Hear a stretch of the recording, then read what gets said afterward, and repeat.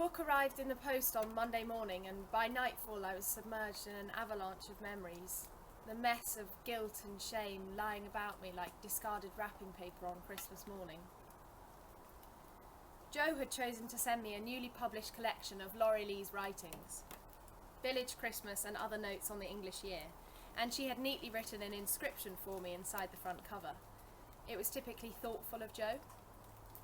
To my best friend Rosie, a harder life, a simpler life, beauty in abundance.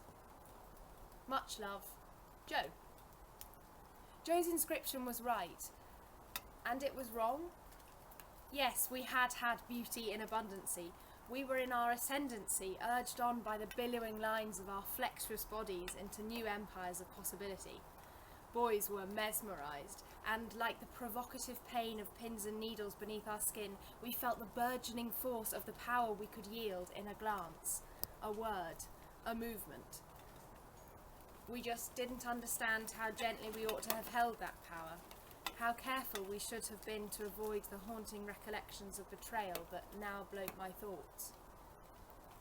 But Jo was wrong too, because I don't believe they were simpler times. The purple haze of hindsight has made Jo nostalgic, and the fog of deceit has shrouded her view of what really happened all those years ago. I know the truth because I was the deceiver. And I still am.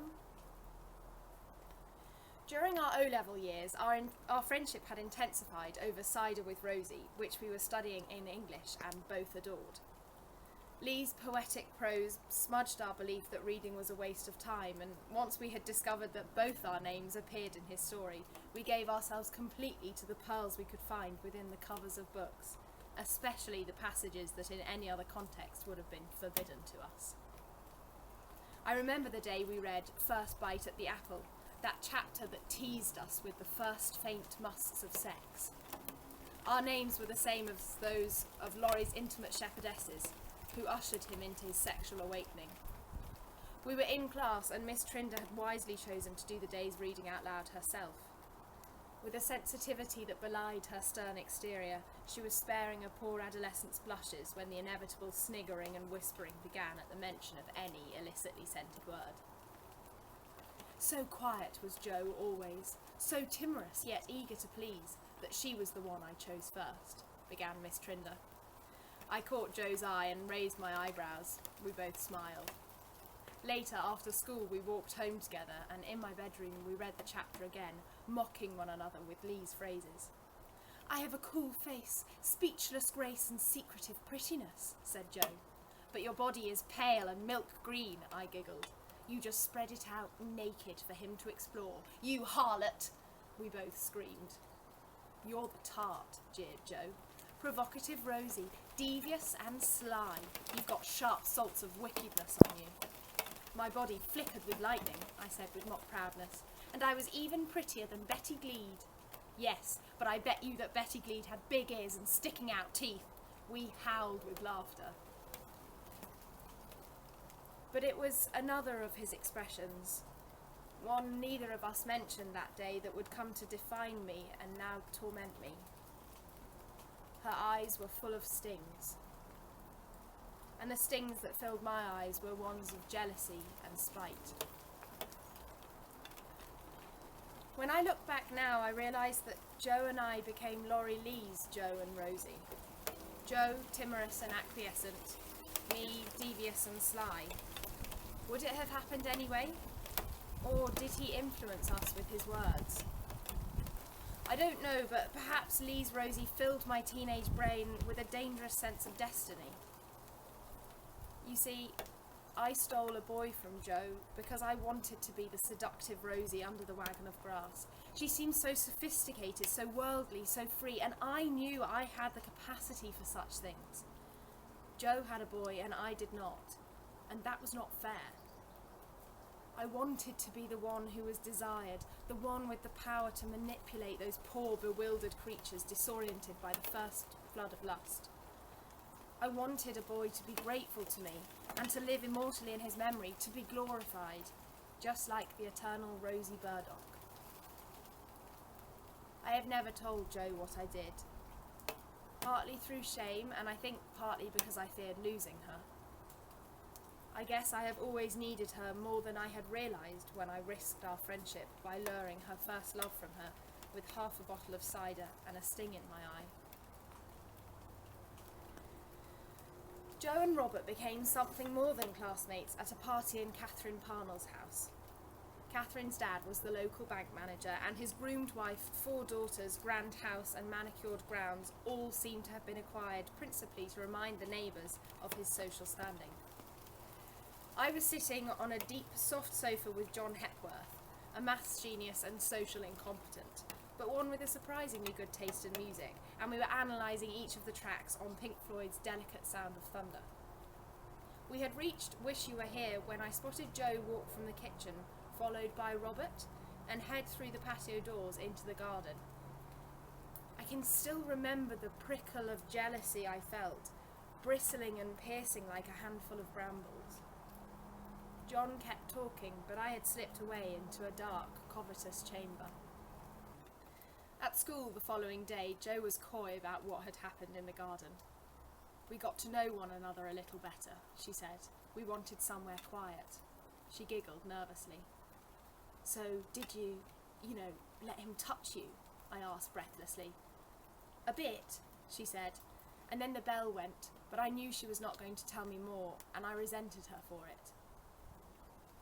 Robert was no oil painting, more of a preliminary sketch which would need some fleshing out and a few flourishes before appearing complete, but that was not the point. I wasn't driven by any kind of desire for a boy who was picture perfect. I just needed to feel a snatch of power, a stolen sliver of self-worth. I got precious little at home, where Mum's first love sparkled in a glass and Dad had abdicated in favour of his office walls, which shielded him from his wife's sins and the complications of his daughter's needs. I still really don't understand why I chose to betray the one person on whom I could depend. When I intercepted Robert on his walk from school, he seemed startled to see me. Our paths home did not cross, and we rarely spoke to each other anyway. But he did not ask me why I was there. His tongue was tied by adolescence, and encountering a girl with coquettish eyes in an unfamiliar place was not loosening the knots. "Hi, Robert," I said. He just nodded. "Can I walk with you?"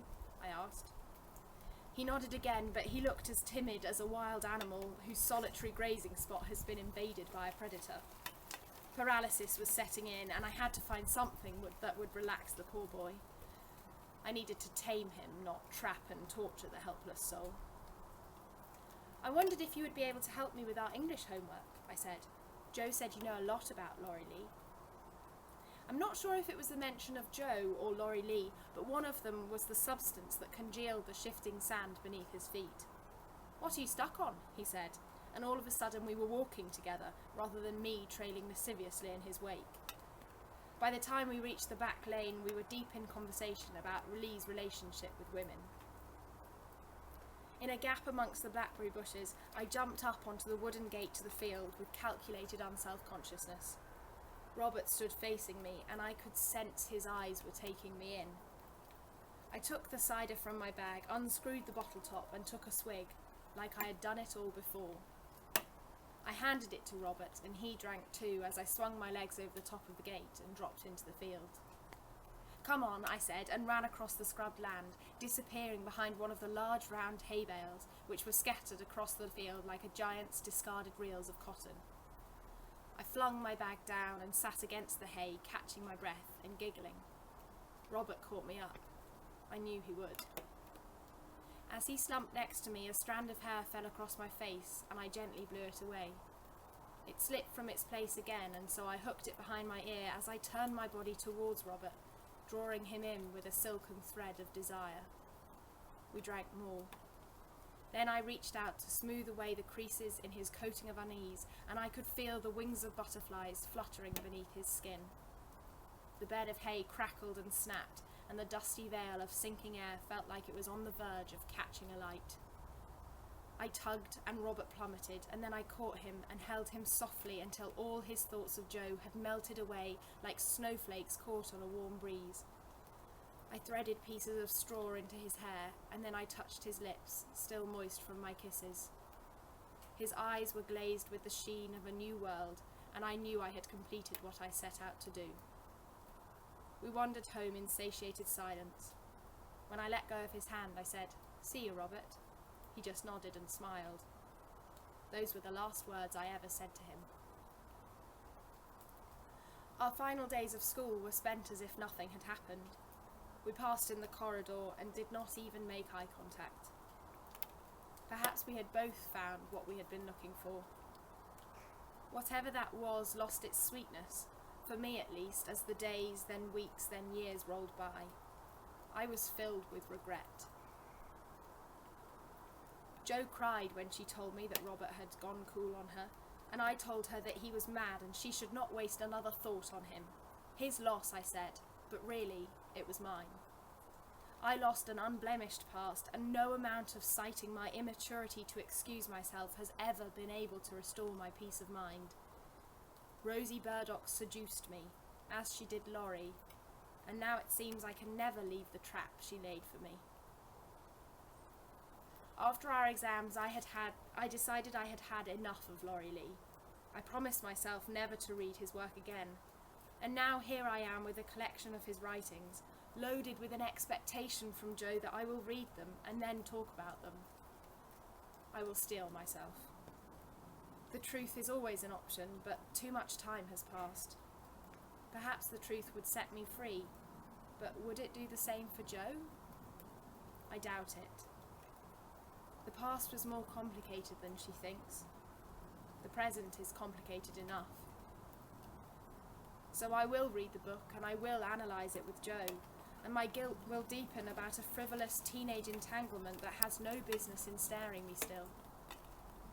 But it does, and I think it always will.